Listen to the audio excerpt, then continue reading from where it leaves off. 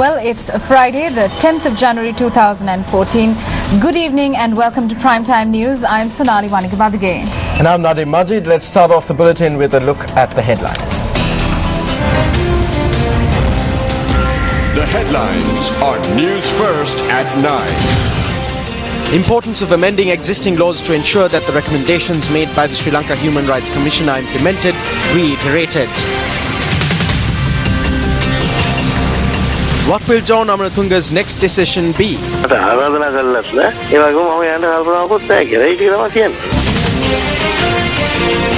Susil Kendelpitiya lodges a complaint with the IGP.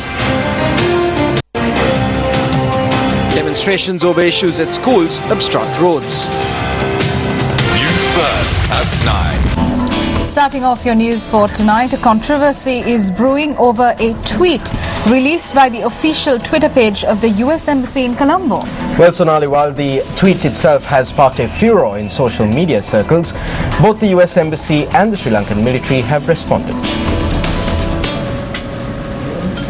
The picture on the US Embassy in Colombo's official Twitter page shows US Ambassador to Sri Lanka, Michelle Sisson, posing with US Ambassador at Large, Stephen J. Wapp.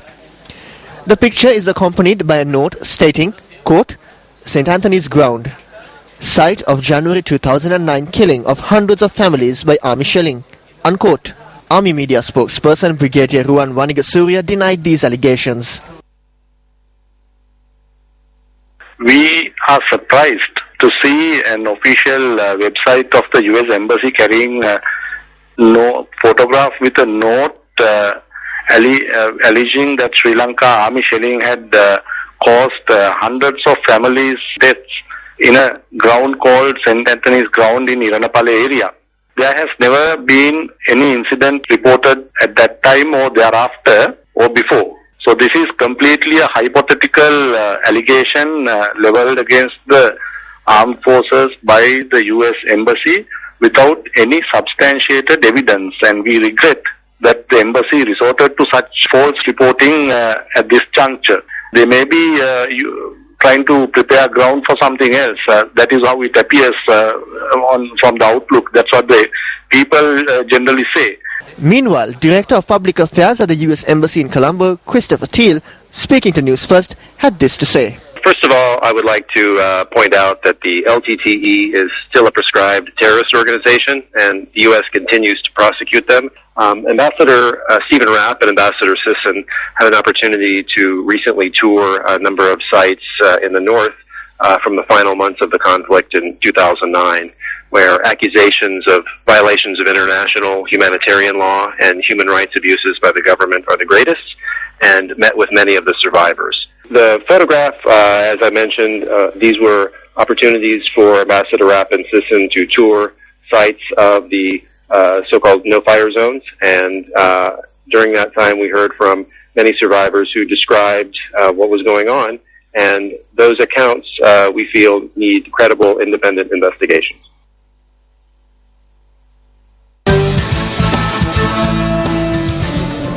On to our developing story tonight. Will Chief Opposition Whip MP John Amaratunga cross over to the government?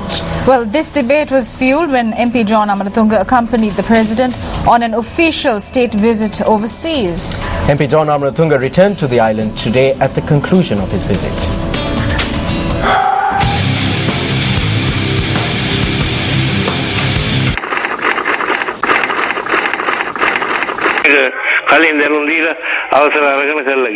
I gave prior notice and obtained permission for this visit. There are numerous false messages that are being propagated through the media. I do not need to say that what I did was wrong.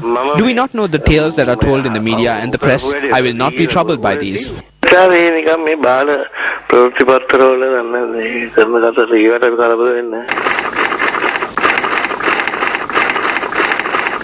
If that is the case, I should talk to him and ask for it. The President said no such thing. He did not ask me to cross over. Neither did I ask. I went on a religious pilgrimage. I finished that and returned. I will never change the party for any reason. The thought has not crossed my mind. I have not been invited either. Neither have I a thought of going over. That is all I have to say. In spite of MP John Amaratunga's statement, several politicians who eventually left the UMP expressed similar views days before they crossed over. තීන්දුවක් අරගෙන මම එක්සත් ජාතික පක්ෂ අතහැරලා දාලා යන්න කිසි බලාපොරොත්තුවක් නැහැ. We have not made that decision as yet. We are making an effort to hold discussions with our party and bring forth another opinion. දැන් බලන්න අර ඊයේ පෙරේදා ජෝන් අමරතුංග කියන අපේ එක්සත් ජාතික පක්ෂයේ විපක්ෂයේ ප්‍රධාන සංවිධායකතුමා John Amaratunga, the chief opposition whip, who is from the UNP, went abroad with our president. Today he is saying that he will not change parties. However, many of them said the same thing. Everyone who went is now on this side. So even though John says these things now, we do not know if he will come and sit on our side tomorrow. Will John cross over? This was the response Newsfirst received as of this evening to the public opinion poll that was conducted.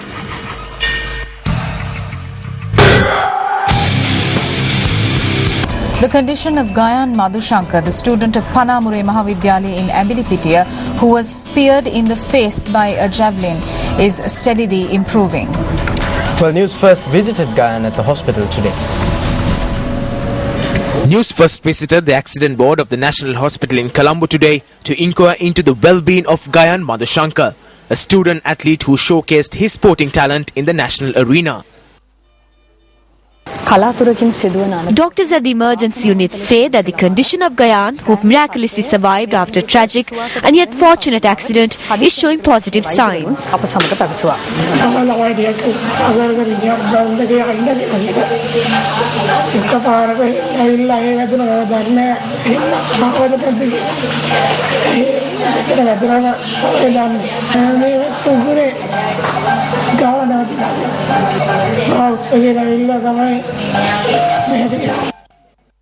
Gayan Madhushankar is an advanced level art student from the Panamura Mahavidyalaya in Abilipitiya. He participated in the All Island Sports Festival last year. Gayan was struck by a javelin in the left cheek just under his eye yesterday during a training at the Panamura Mahavidyalaya. He was admitted to the Abilipitiya base hospital where a protruding section of the javelin was removed, and he was then transferred to the National Hospital in Colombo for further treatment. Gayan, who was admitted to the National Hospital last evening, underwent a marathon surgical operation that lasted 5 hours. When the patient was brought to the hospital, the point of the javelin had pierced through the bone on the face right below the eye. It had reached down close to the vocal cord. A 30-member team, including specialist surgeon Dr. Vasanta Vijay Nayaka, face and mouth specialist Dr. Ananda Ratnayaka, ENT specialist Dr. Chintaka Gunaratna, and 2 anesthesiologists performed the surgery. The condition of the patient right now is positive. His visibility is good. We are keeping him in hospital until his wounds heal. His condition is now better than it was in the morning. I'm really grateful to everyone. I can see him through the door of the ICU. The entire staff worked tirelessly to save the life of my brother. I'm very thankful for that. In the event that such an accident occurs, what are the steps that should be taken? In this instance, the patient was taken to the Abilipitiya hospital without removing the point of the javelin. What steps should be taken to ensure safety at such sporting events?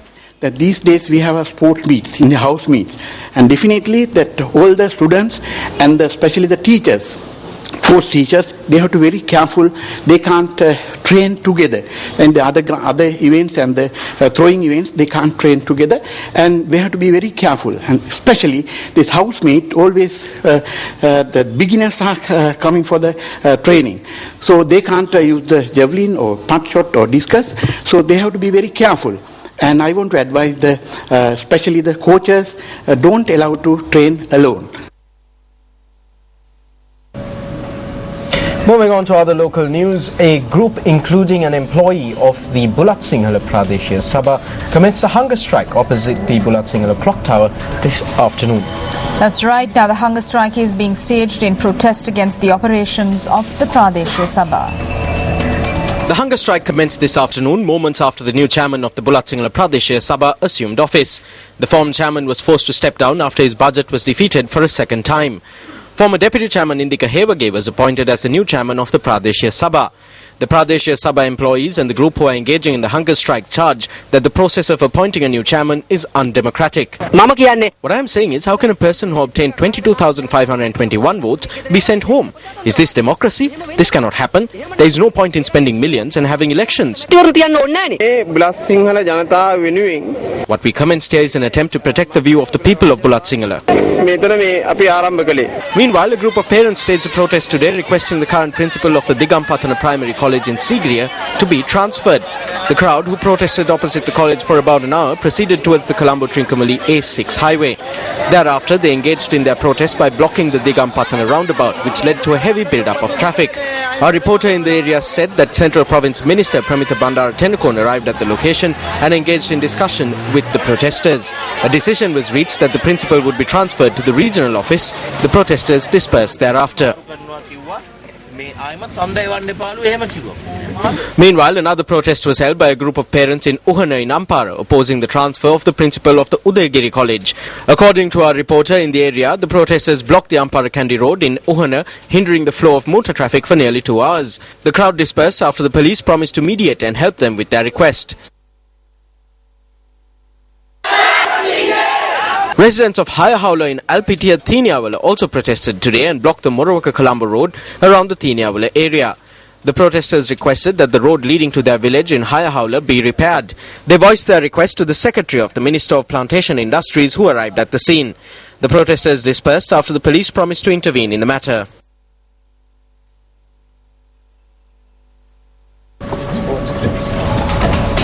The Mahasangha staged a protest opposite the Kadwela Pradeshya Sabha today against the sudden transfer of the Kadwela Divisional Secretary.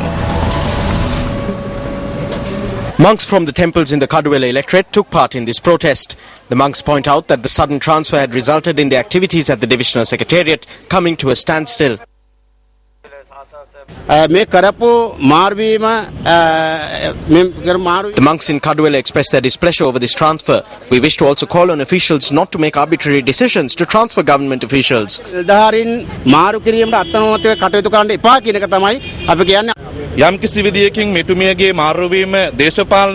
If this transfer was the result of a political or any other form of revenge, we as the Mahasangha of Kadwela express our displeasure. Newsfirst contacted the Secretary of the Ministry of Public Administration and Home Affairs, P.B. Abekon, regarding the matter. At present, the Divisional Secretary of Home Agama has been vested with the responsibility of overlooking the activities of the Kadwela Secretariat. A new Divisional Secretary for Kadwela will be appointed by Monday or Tuesday. Meanwhile, the Mayor of Kadwela, G.H. Buddhadasa, also commented on the transfer yet again today.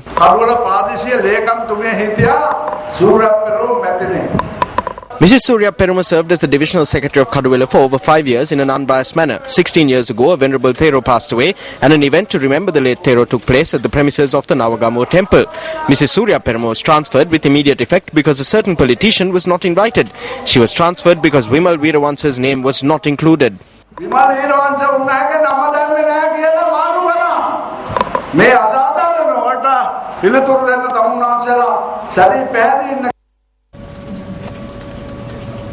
Well, before moving on to one of our headline-making stories, let's take a quick look at the newspaper cartoon of the day.